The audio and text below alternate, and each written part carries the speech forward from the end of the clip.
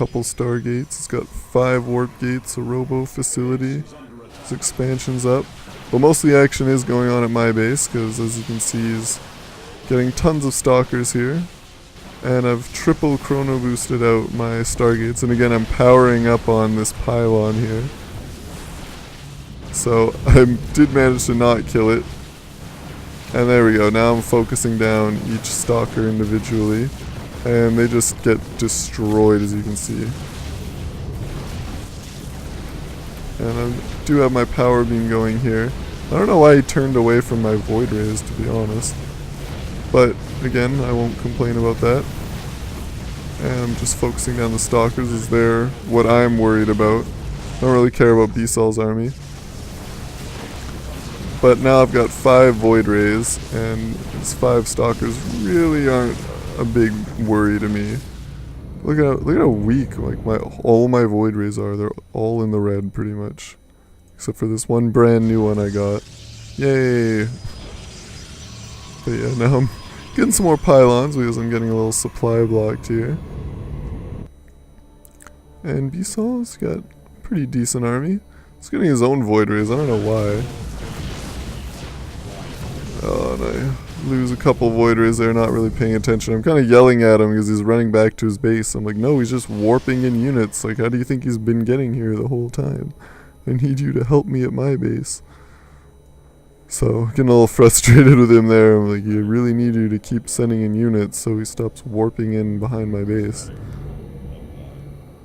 But even though I lost a couple void rays there pretty stupidly, I did get a couple more with one more almost done.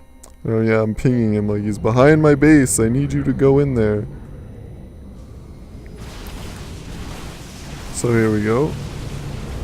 Battle coming on here, and now I'm just kind of running away because he's got void rays here in my base now.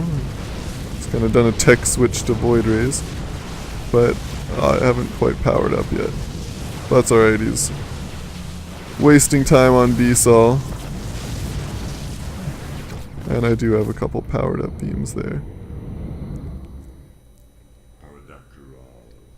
But yeah, now I've got a lot of void rays. Looks like I've got 7, so pretty good. And of course I need to grab my other gas because I'm pretty hurt. And I'm like, well, now I've got enough void rays I feel that I will be able to defend myself for the most part. And okay, I did get +1 weapons already, which is always good. And now I'm kind of just scouting around for that warp prism because I know we didn't kill it, but kind of just wondering what's going on with that. Oh, why does it show these as SCVs? It's kind of odd. Oh well. But yeah, now I'm like, well, I need probes more than I need void rays because I have quite a few here. And I'm just kind of going back and forth trying to see if he's going to do another warp prism, warp into my base kind of strategy. Anyways, let's see what's going on with B-Sol here. He's got a few void rays of his own now. Again, he's working off the 5 warp gates. His one base is looking pretty solid, but he hasn't really saturated this natural here. And that's one thing I always tell him, is that you gotta pretty much always be building probes. Like, I honestly don't really even see a reason to stop building probes for pretty much the whole game until you get to late game. Because the philosophy I have is if you have too many probes, that means you should expand again. So, just kind of a tip that I would give other people here. I'm upgrading Air Armor 1, I don't really know why. I mean, look at how much health they have, like 150. Don't really think Air Armor is all that important. It's really all about the weapons upgrade when you go for Void Rays. So again, I'm kind of just looking for that cheese. But I think at this point, pretty much everyone's realized that their early push hasn't worked, so now they're going to try and build up a big army to try and counter here. But the army station, I haven't even really been looking at this. Teal's at 97, so he's really far ahead. I'm way down here at 64 with the lowest cap because I have the least amount of pylons, because I think we're playing double toss, right? Yeah, so this is a 4 Protoss game, kind of weird. And let's see. Purple, I don't know what he's doing. I mean, I I guess he did warp. He was doing the warping in behind my base. But he's only at 60, so somehow I'm ahead of him even though my base has been being assaulted this whole time. But as you can see, I have the fleet beacon. The reason I have that is because I want the void ray speed because it is extremely awesome. And now I can get air weapons level 2. So I already got armor level 1, which, I don't know, it's fine really. Since I didn't have my fleet beacon, might as well research it, right? And chrono boosting that air weapons level 2 because it is extremely good. Not as good as this void ray speed, but definitely worth having. And it actually researches pretty quick. Like, even though I'm chrono boosting it, you almost don't even have to, just because of how fast it researches. But it can't hurt. I mean, I'm not really using it on anything else. I have 25 energy, should probably be chrono boosting that air weapons again. But I'm focusing on just getting a bunch of pylons, because as you can see, I'm at 75 and 76. And I decided to chrono boost some void rays. Alright, that's a good choice too. But yeah, I'm pretty much just massing up void rays. And as you can see, you know, the charging up on the pylon to get the extra beam damage is always a good strategy. So I've got, let's see, how many do I have now? Yeah, a lot here. It's like 12? Yeah, 12. I suppose I could just look down there. But my level 2 weapon is almost done. Now that I'm watching this, I really want to be chrono boosting that. Come on, me. But, whatever. I'm focusing more on moving out at the moment.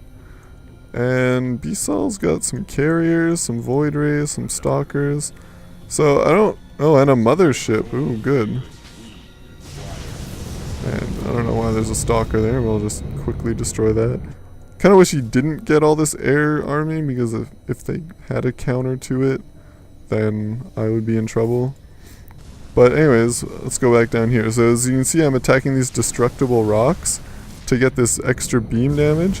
And I'm moving and attacking so that I don't lose that charge beam. And now I'm just raping his warp gates. And as you can see, you got mass phoenixes.